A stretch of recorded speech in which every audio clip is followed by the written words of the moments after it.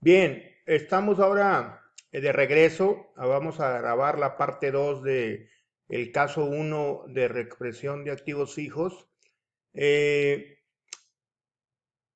en la parte uno y ya vimos el planteamiento en el cual el caso uno es de la empresa X SADCB, en el cual nos presentan una serie de activos fijos, como son terrenos, edificio y construcción, maquinaria y equipo de oficina, equipo de cómputo y el equipo de transporte. El total de los activos fijos suman 4.715.000 pesos. Bueno, el caso uno ya está el planteamiento. ¿Qué vamos a hacer? Bueno, tenemos aquí la fecha de adquisición de cada uno de los bienes y tenemos la fecha de reexpresión, que es al 31 de diciembre de 2019. ¿Qué requerimos para esto? Bueno, eh, una cédula de reexpresión de activos fijos y también la tabla de índice nacional de precios al consumidor. Aquí yo ya la tengo, la tabla, que es la de base 2018, que ya se las proporcioné. Y si no, pues aquí se las hago llegar en los casos que les solicite para que ustedes los hagan. Aquí están los índices nacionales de precios al consumidor desde 1969 a marzo de 2020, que es el último publicado. Acuérdense que el índice se publica en el Diario Oficial de la Federación. Los días 10 de cada mes se publica el índice del mes anterior. Por lo tanto, aquí tenemos todos los índices desde que iniciaron, desde 1969 hasta la fecha actual, que es marzo 2020. Esta tabla, cuando ya la tengan, o los que ya la tienen, viene todos los índices de enero a diciembre, viene el índice promedio, que lo vamos a requerir para otros ejemplos, como ejemplo cuando reexpresemos inventarios o capital contable. Aquí viene, ¿qué es el índice promedio? Pues es el índice de todo el año, que suma todos los índices y lo divide entre 12. También viene la inflación anual. Aquí ustedes pueden ver que 2019 fue 2.83, 2018 4.83, 2017 6.79. Si sumamos esos 3 años, pues la inflación no es igual a 27%, llegamos al 14.43. Por lo tanto, técnicamente 2020 no es un año que aplique esta norma, pero vamos a suponer que sí aplica. ¿Qué tenemos que hacer? Bueno, primero una cédula. Aquí viene.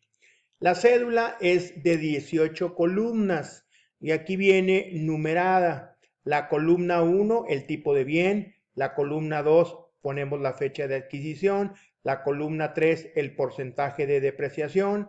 La columna 4, el MOI. La columna 5, la depreciación mensual. La columna 6, los meses de uso. La columna 7, la depreciación acumulada. La columna 8, el valor en libros. La columna 9, el índice nacional de precios al consumidor de la fecha de actualización, y así sucesivamente 18 columnas. Sí, perdón, 17 columnas. Si ustedes pueden ver, cada columna tiene tanto su concepto de qué es cada columna y ya arriba viene su fórmula. Por ejemplo, vamos a ir llenando. Viene en el tipo de bien ponemos, por ejemplo, el terreno. ¿Cuándo fue adquirido? El 15 de mayo de 2006. ¿Qué porcentaje de depreciación tiene el terreno? Pues en el terreno no se deprecia, ahí le puse el 0%. ¿Cuál es el MOI o el monto original de la inversión? 1.000.000 de pesos. Por lo tanto, no tiene depreciación y tiene un valor en libros de 1.000.000. Ahora, en el primer edificio tenemos edificio y construcción, adquirido el 15 de junio de 2006, tiene una tasa de depreciación de 5% y un MOI de 1.500.000. ¿Cuál es la depreciación mensual?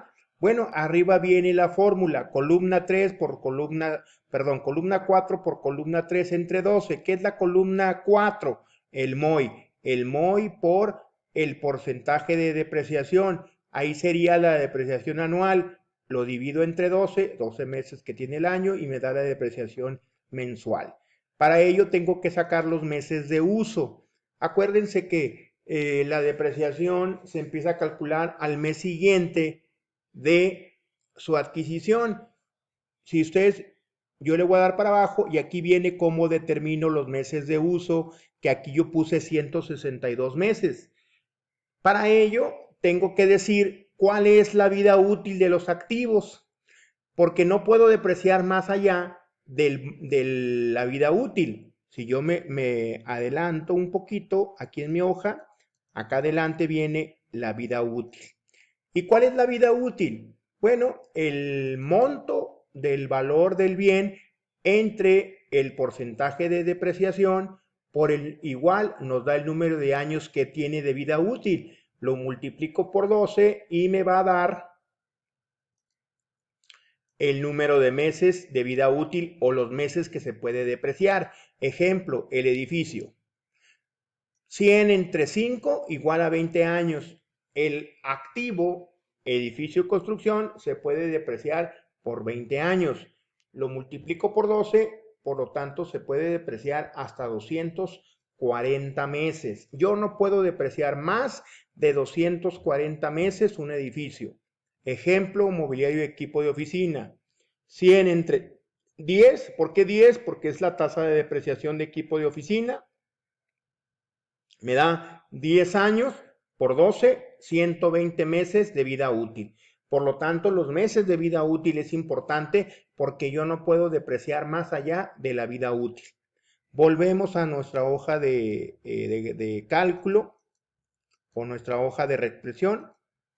Por lo tanto, ¿cómo salen esos 162 meses? Fíjense, se compró en junio de 2006, se empieza a depreciar a partir de julio, por lo tanto, de 2006 tiene 6 meses. Y acá viene, mire, el activo 1 de 2006, 6 meses.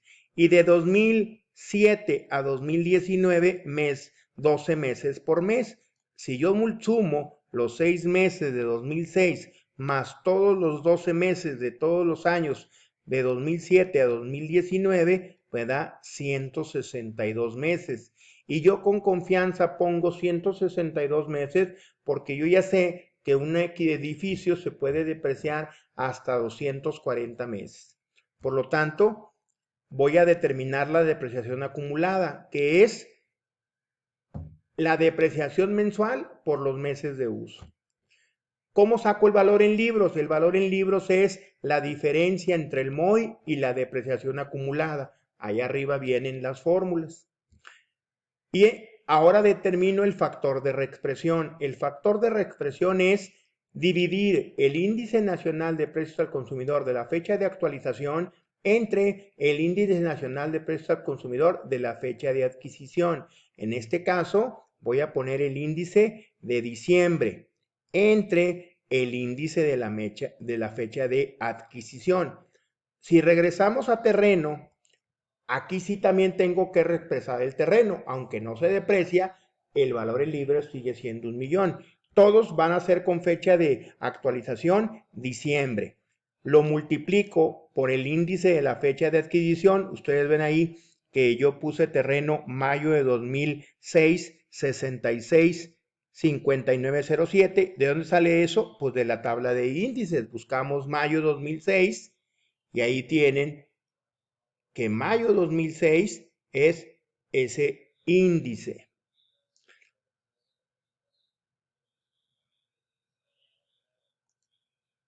$60.5907.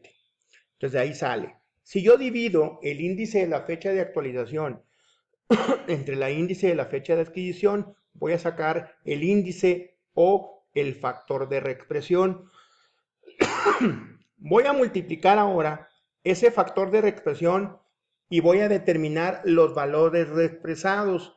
Voy a determinar el MOI reexpresado y voy a determinar la depreciación acumulada reexpresada y el valor en libros reexpresado. Si se fijan ustedes, esas tres columnas las puse con color verde porque voy a actualizar los datos históricos. Yo tengo el MOI histórico, la depreciación acumulada histórica y el valor en libros histórico. Lo multiplico los tres valores por el factor de reexpresión y me dan los datos reexpresados. Y ahora voy a determinar el efecto por reexpresión. ¿Cómo es el efecto de reexpresión? Pues el valor reexpresado menos el valor histórico. Ejemplo del MOI en terreno. El terreno reexpresado me da 1.748.300 menos el millón, que es el valor histórico, es que a eso me da el MOI histórico, el efecto de reexpresión en el MOI de 748.300. El terreno pues no tiene depreciación y por lo tanto el valor en libros de efecto de reexpresión pues sigue siendo lo mismo, aunque ahí vienen sus fórmulas.